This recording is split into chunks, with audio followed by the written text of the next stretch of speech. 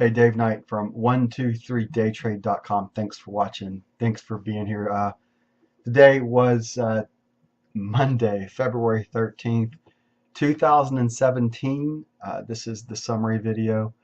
I had three trades today in 19 ticks, a net 19 ticks. So I had a break-even trade, a losing trade, and a winning trade today. So my winning trade was able to get 1.5p today. That was 24 ticks. The break even, I think, was around 7, 8 ticks, and then, or excuse me, that was about. Uh, anyway, so I had a loser for roughly 9, a winner for 3, which was a break even trade, was -6 after 2, and then I ended up getting my 25 tick winner for a third trade. And finish up the day at plus 19. On Friday's trading, which I've got the videos, I just didn't upload it. It was I didn't put them up to the blog. It was a 4-tick winning day. It was some good trade management, very sucky movement. In fact, I was talking about it in the video content today about how sucky February has been to trade as far as volatility goes. People have been talking about gold this, gold that, and all these other markets. Well, I trade crude oil. I don't really pay attention to some of the other markets right now because I know it's like the Ecclesiastes. Every market has its day in the sun, right? Well, right now the sun's not shining on crude oil right now, but that doesn't mean it won't. So being ready for that next move. I thought that today I was looking at it to run. Um, Now, when I stopped my trading session, the low of the market was 52.77. I kept talking about 52.69 today being the Gann number that I was hunting for. So I guess we got within 8 ticks of it. I was able, my last trade coming out, it ran me out at 1.5, which I like the 52.93 level to get out of the trade. Now, granted, the market, I've shut down my trading system, so I don't know what the market's doing right now at 11:45 my time or 10:45 Central. What I know is when I shut down roughly at 10:35, the low at that point was 52.77. I talked about, marching orders. Where do I thought the market was going to go at that point. I really believe the market is getting down roughly to the 50% retracement line that I was looking at around the 52.50 mark before we see any upside pressure really. Although the market's trying to bottom right now and it could easily run back to the pivot point, or it definitely go through the S1 line and move up through pivot on the trading day. Now pivot today was in play early and then not. It was at 53.63. Right at 8 a.m. there was a nice red bar volume that came in. It failed. If I could have stayed in that initial trade, I still would have been roughly, um, for instance, that 53.23, or I think I was at 53.22. The movement that I needed at that point was 52.74. We made it to the low of 52.77. So if you look at it, a movement in 3p. Now Monday establishes ranges, right?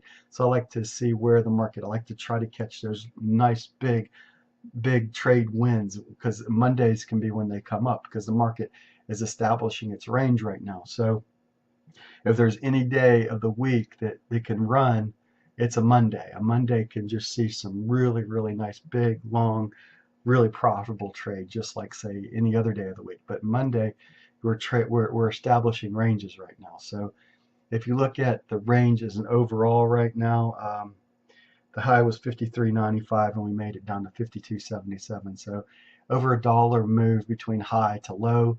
Hopefully, our volatility measurement will increase. I need to get above the 1.5 mark, closer to the 2.0 mark on the volatility measurement that I use to feel more confident that the market will reward, the 60 plus tick winners that I like to see at the minimum. I want to see, 20, 40, 60. I mean, if I'm looking at if I could risk up to 20 ticks, then I want to get 60 out of the other side of that. Minimally speaking, I want to get 3 to 1. Today I ran with a 9-tick stop loss on my trades and quickly moved to break even when the market went my way. That's how you trade. So I'm rendering videos now. There's 3 of them. One had some issues with it uploading, but 1 and 3 are working. And the second one, the middle one, which was pretty much the boring part of the trade, except for the very end of it, or maybe that was when I entered the 3rd trade. Anyway, so you can see my logic as it plays out. As a reminder, since I want to wrap this up no more than 7 minutes, I have my day trading room open up 14th, 15th, and the 16th this week. So if you want to get the link to that, just fire me an email. I don't really pay attention. Well, I pay attention to YouTube, but the best place to reach it is go on my blog, go over to the About Us and fire me, or About Me, whatever I use there, and fire that email off of that, and I can respond and show you where to go to get in. So that's it as far as what I'm looking for in the future. I'm planning on putting the VTS program. It's going to be a 4-week course, and we're starting off in March is my goal. I want to get it rolling no later than, let's say, March 9th. And so that's going to be my present to you, as my 50th birthday present, is I'm going to give you my VTS system of how I put it together. And I'm really doing it for my children so that I have it on record how I approach day trading. But the future plan to that is how you can apply it to other markets, how you can apply the volume tick study that I use to, say, the gold market or wheat or corn, soybeans, in the currency markets, the euro, the yen, the Deutsche Mark, whatever you're looking at, the pound, Swiss franc, looking at the current, the Dow, the bonds, I'm not real huge. I don't think the bond market. I haven't looked at the bond market honestly in probably 5 years minimum. I haven't looked at the Dow futures or the S&P E-mini in at least 2.5 years right now. Gold, I've paid a little bit more attention to that because I trade in the silver market, physical silver. So I pay more attention to the metals. So most likely the next market outside of crude oil that I will put the VTS strategy together for will be the gold market, because I seem to get more content that's, hey, why don't you trade gold? Hey, why don't you trade gold? I don't know. I like the crude oil. Maybe gold's the place to be. I need to look at it. I'm just not going to jump into a market because people tell me to jump into it. I got to go in it. I've got to study it. I've got to look and see, and I got to back test it. I've got to use it against my system and see if I can make money doing it. And that's a process that's going to be probably the whole rest of this year before I'd even get involved. So if I got involved in gold at all, it'd probably be 3rd quarter, 4th quarter into next year, mid-year at minimum, but most likely not until like that September, late August, before I'd even think about trading another market.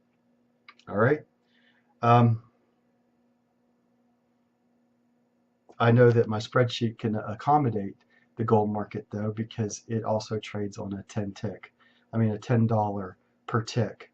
I'm pretty sure that is. If you're watching this, if you can verify that for me, I believe gold trades $10 a tick. So every time it moves, it's $10. I know there's people that watch me. If you could verify that for me right now, I don't want to hunt it down at this point, but I'm almost positive that gold trades at $10 minimum fluctuation, if my memory serves me correctly.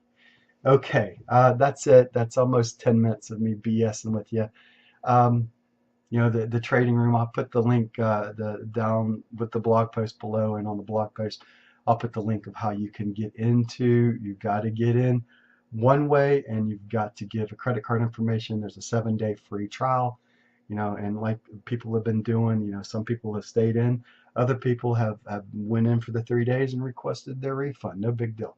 If that's what you want to do, go for it, you know. So it's up to you. I'm here for you and hopefully help you in your future.